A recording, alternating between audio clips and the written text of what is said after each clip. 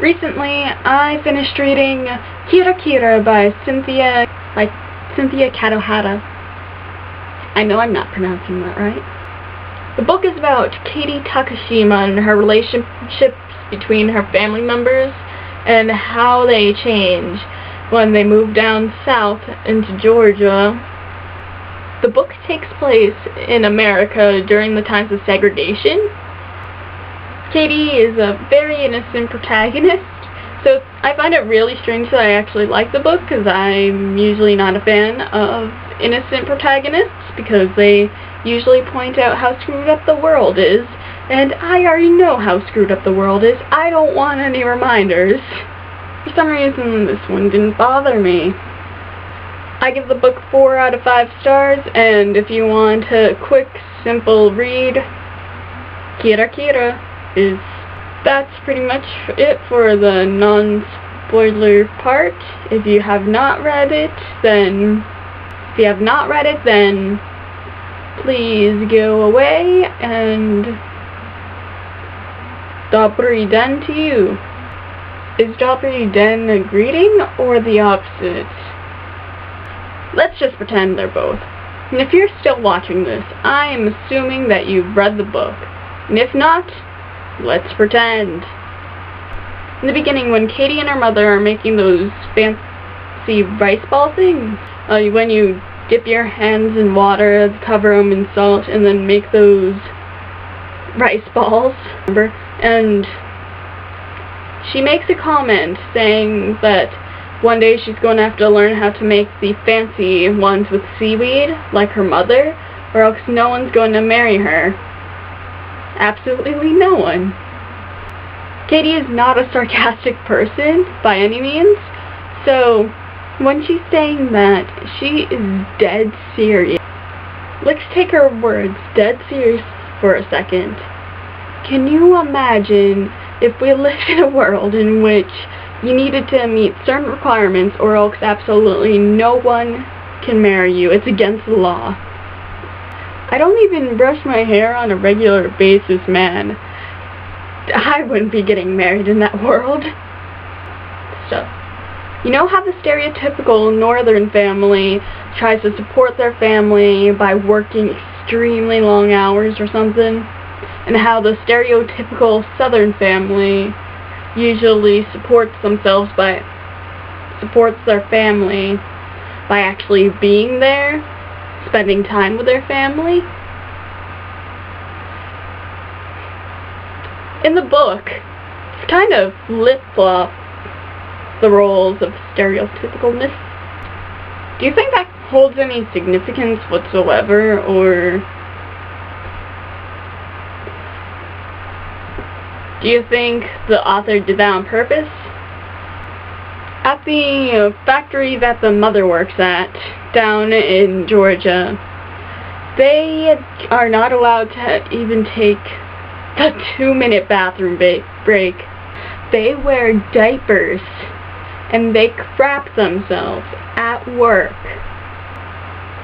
What? Can you think of anything more degrading than pooping in a diaper at work? That is just mental. And yet, the mother still does not join the union until the very end. What? I mean, I can kind of understand why, if she gets fired from that job, they're screwed. Would you have joined the union? And at the father's factory, they work 20 hours a day and only get 4 hours to sleep or do whatever. And some of the factory workers just sleep at the factory. They don't go home or anything to their families. Can you imagine going through 20-hour shifts only on 4 hours of sleep? Which factory would you rather work in? The father's factory or the mother's? But if I had to choose, I guess I'd work in the father's. Meanwhile, at home, Lynn gets this new friend, whose name I do not care to remember. But I thought it was kind of cool, because I'm pretty sure Lynn's friend was white and not Japanese or anything. So, diversity! You know how before Lynn gets that new friend, that her and Katie, she treated her younger sister Katie pretty much as equals, and as her friend and her become more close, Katie is starting to be treated as an inferior. Do you think that would have happened if her friendship never came to be? I don't know. I kind of think it would have, but not as quickly. Kind of how I think Lynn would have became a really girly and acted more the way she did towards the end of the book. Assuming if, you know, that if she didn't die. But I think those traits must have been buried in her somewhere, because her and her friend had to become friends somehow, and her friend did not seem to have much interest outside of beauty and boys. So somehow they had to find the interest to help their friendship grow. Remember that part when Lynn's grown very ill, and to make her sister happy, Katie shoplifts and gets some sparkly nail polish, and Katie gets caught, and her mother gets told about it, and she eventually makes that comment, you know, her mother makes that comment saying, "Ah, my family's falling apart." You're just realizing that your family's been falling apart.